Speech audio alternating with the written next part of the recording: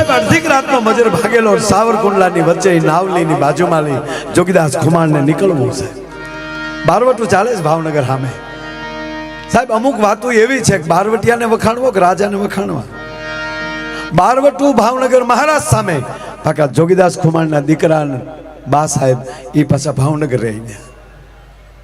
એટલું નહીં, એકવાર નાની બા સાહેબ ભાવનગર મહારાણી દડવા યાત્રાએ નીકળ્યા અને એમાં રગડા નામના માણસે જોગીદાસ ખુમાણને કીધું કે દરબાર મોકો છે આજ આકડે મધને માખ્યું વગરનું છે. કે રગડા વાત શું છે? કે બાપુ વાત એ છે ખાલી 20 ઘોડા હારે છે અને નાની બા ભાવનગર થી નીકળ્યા છે અને દડવા દર્શને જાય છે. એના ખોળામાં 2 કુંવર એના રમે છે અને 2 કુંવરનું પૂરું કરી નાખો તમારું વેર વળી જાય. રગડા નાની બા મારા બેન છે અને એના ખોળામાં 2 રમે ને મારા ભાણુભા છે. તાક તો તમે દરબાર રહેવા ગયો, અમે અમારું કામ પૂરું કરી. અને રગડાએ ન્યાલી ઘોડા હાકી મૂક્યા. જોગીદાસ ખુમાણ વચ્ચે આંબી ગયા, રગડાને મારીને ભગાડે છે. ઘોડાની ઘમસાણ જોઈ આમ ધીરેક દિન માફામાંથી મહારાણી સાહેબે માણસોને પૂછ્યું શેનું ધીંગાણું ચાલે? કે બા સાહેબ બારવટિયા બાંધે છે. રગડા નામનો માણસ અહીંયા આવતો હતો. જોગીદાસ ખુમાણ આડા પડ્યા. રગડાને ભગાડીને જોગીદાસ ખુમાણનું ઘોડું બા સાહેબના વેરડા પાસે આવે છે. બા, હું જોગીદાસ ખુમાણ હવે કયો દડવા જવું છે કે પાછું ભાવનગર જવું છે? ત્યારે સિંહોર રાજધાનીમાં ત્યારે માફા માલિક કહે છે કે જોગીદાસભાઈને કયો આપ જેવા હુરજના ગોળા જેવા મહાપુરુષોને જોઈને અમારી યાત્રા અહીંયા પૂરી થઈ જાય છે. હવે મારે પાછું ફરવું છે. કાંઈ વાંધો નહીં, અમારા ઘોડા સાથે છે, બા ચિંતા ન કરતા. કહેવાય ગયો ધીરે ધીરે ઘોડા હાલ્યા જાય. વેલડાની અંદર 2 કુંવર બાના ખોળામાં રમે છે. એમાંલી દાદભા નામના કુંવરે કજિયો કર્યો કે માં આગળ ઘોડો લઈને ઘોડી ઉપર કોણ છે? બેટા એ જોગીદાસ મામા છે. જોજો એક બાજુ બારવટા હાલે સાહેબ, બેટા એ જોગીદાસ મામા છે. બા મારે જોગીદાસ મામાને ઘોડા ઉપર બેસવું છે. બેસાઈને બેટા પડી જાય. ના બા, હું ઘણી વાર બેસું છું, મારે જોગીદાસ મામાના ઘોડા ઉપર બેસવું છે. માફા માલિક આ કેવા વિશ્વાસ કહેવાય છે બાપુ, એ તો જોવો તો.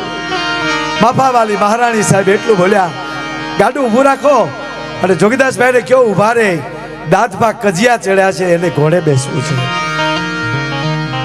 તેથી જોગીદાસ ખુમાણ એટલું બોલ્યા છે, લેતા આવો દાદભા બાપુને આયા, મારે ભાવનગરના ફૂલડાની ફોરેમો લેવી છે. અને એક જનેતાએ દુશ્મનના ખોળામાં દીકરાને મોકલી દીધો. ભરોસો કેટલો છે તમે કલ્પના કરો છો. સિહોરના ઝાડવા દેખાણા, ઘોડા ઉભા રાખ્યો. હવે જોગીદાસ ખુમાણ કહે છે, ભાણુભા વયા જાઓ બાપા. હવે મામા તમે અહીંયા નહીં આવો મારા બાપુજી પાસે, મહારાજા પાસે. ના, અમારે ન અવાય. એમ તમારે ન અવાય? ના, હવે વયા જાઓ તમે. એ ગડગડતી દોટ દીધી સાહેબ. અને દાદભા જેવા વેલડામાં ચડ્યા અને બાઈએ ખોળામાં લઈ અને કીધું, જોગીદાસ તને કરોડ દિવાળી, તને કરોડ દિવાળી બાપ. જોગીદાસ ખુમાણ પાછા ફર્યા. એ દગ ડગલા ઘોડું હાલ્યું છે. અને ફરીવાર માફા માલિક ગાડામાંથી અવાજ આવ્યો, વેરડામાંથી અવાજ આવ્યો, જોગીદાસભાઈને કેવો ઊભા રહે. જોગીદાસ ખુમાણ ઊભા રહ્યા. બા નીચે ઉતર્યા. જે મને બેન માં કીધી ને ભાઈ તો પગે લાગીને કહું, હાલો મારી હારે, અને હું મહારાજા પાસે ખોળો પાથરીશ. આજ મારે તમારા બારવટા પાર પાડવા છે. તેથી જોગીદાસ ખુમાણની આંખોમાં જળજશે આંગુડા આવ્યા છે. બા, નાનો ભાઈ છું, આજ તારું કાપડું કરીએ કોઈ મારી પાસે ગજુ નથી. હું તને કઈ પેરામણી કરાવીએ કોઈ બેન ને ભાઈ પેરામણી કરીએ કે? હું તો વગડામાં હુનારો માણા છું. મારા ગામડા તો મહારાજ સાહેબે લઈ લીધા છે. આજ જો મારી પાસે કઈક હોત તો ખબર પડે કે બેન ને આ જોગીદાસ ખુમાણ કેટલી પેરામણી કરે. પણ એક કહું બેન, તમને હું કાપડું ન કરી શકું એનું કાંઈ નહીં, પણ મારે એ બેન પાસેથી લેવાય નહીં. એ તો મારા કાંડાના કવચની વાત છે. અને સમય જાતા બાપુ એ જ દાદભાનું અવસાન થાય, મહારાજાના કુંવરનું અવસાન થાય. આંબળીને ચોરે ડાયરો બેઠો છે.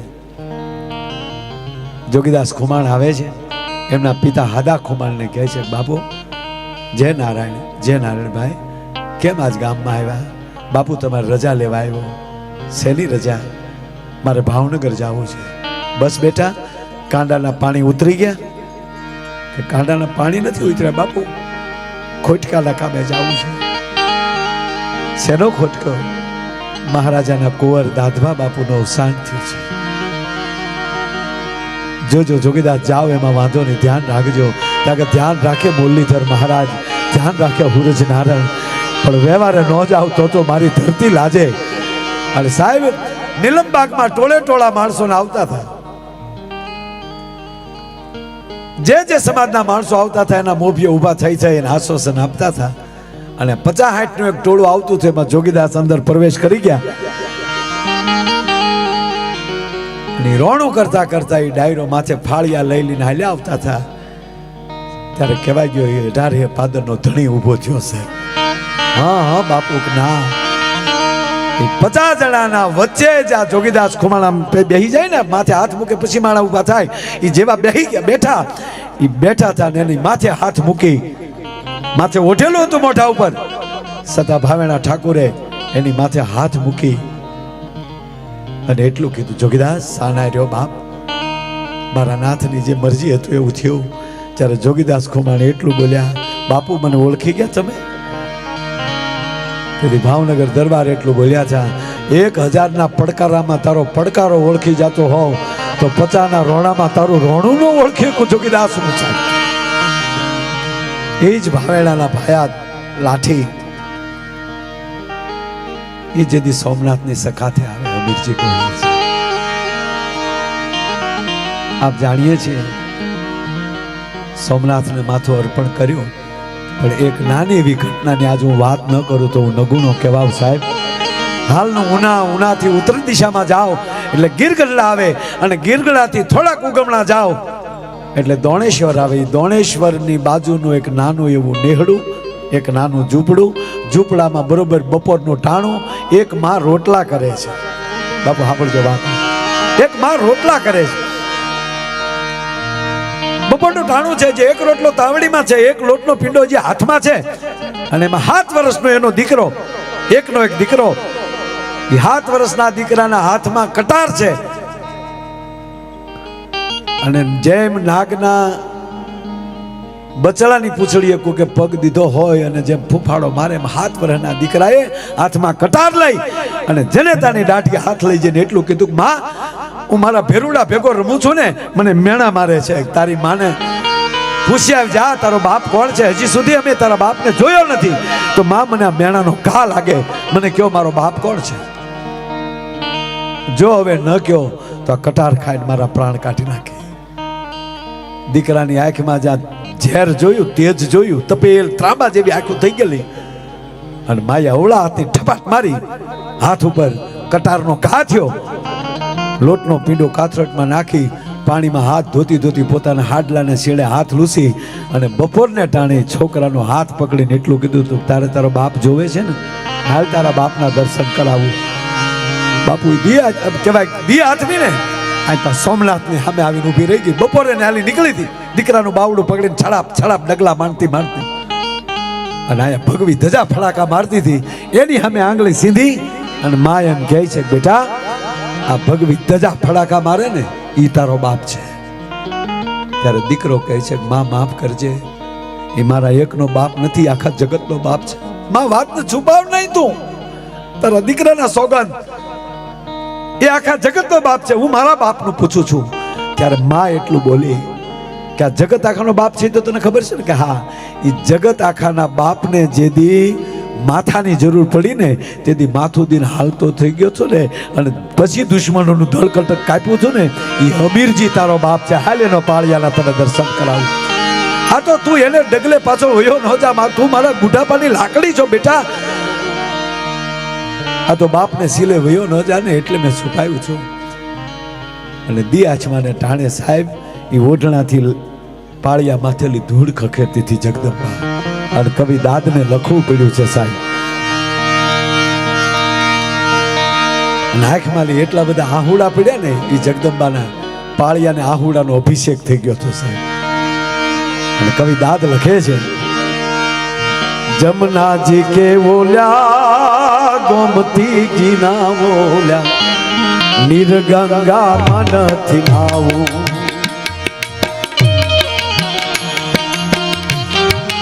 એ બાપ બેટા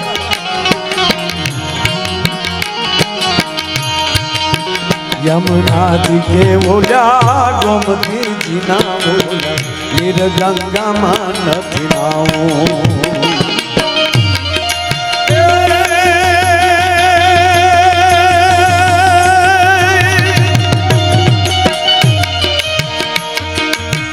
नमती हाजे बोली नमणी विजो गणना उना उना आहुला थी नाऊ रे गड़विया मारे ठाकुरजी નથી થાવ. ગળવૈયા મારે ઠાકોરજી નથી થાવ. બાપુ ઈ ધડ ત્રણ વાર રામજુન ત્રણ વાર આવ્યું છું. જે આ બે કોઈ પાથરા પડ્યા હતા ને એના પાડેલા છે તે દૂર આલી વેરાવળ સુધીના બે સાઈડ હતા ને પાથરા પડેલા એકલું ધડ તેથી લડતું હતું. એક ભાઈએ મને પૂછ્યું હમણાં કે માય ભાઈ આ તમે બધા આવી વાતો બધા કવિઓ કરે છે, માથું કપાઈ ગયા પછી ધડ હાલે? મેં કીધું કપાણું કઈ રીતે ને એના ઉપર આધાર છે. કારણ કે મગજે લડવાનો ઓર્ડર આપી દીધો છે અને હજી મગજને જ્ઞાન તંતુ પહોંચે નહીં પહેલા માથું નીકળી જાય તો ધડને પછી ઓર્ડર કોણ કરે પાછું પડવાનું. એટલે જ્યાં સુધી એની અંદર શક્તિ હોય, જ્યાં સુધી એની અંદર ઉર્જા હોય, જ્યાં સુધી એનામાં સત્ય હોય ત્યાં સુધી ધડ પડતા નહીં. વાત સત્ય છે સાહેબ.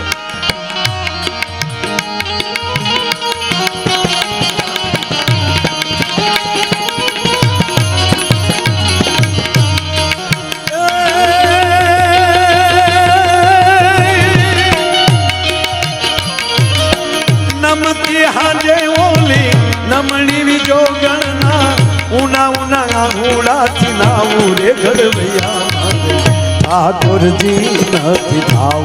ગડવૈયા મારે ઠાકોરજી નથી થાવ.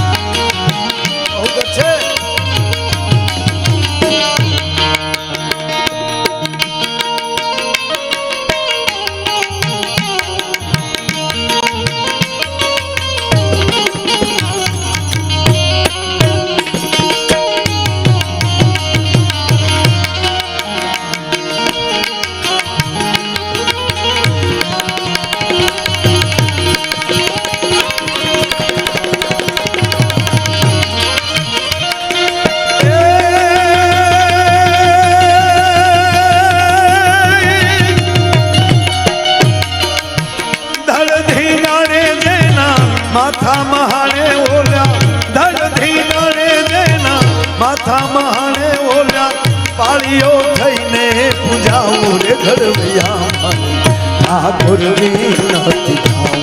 ગડવૈયા મારે ઠાકોરજી નથી થાવ.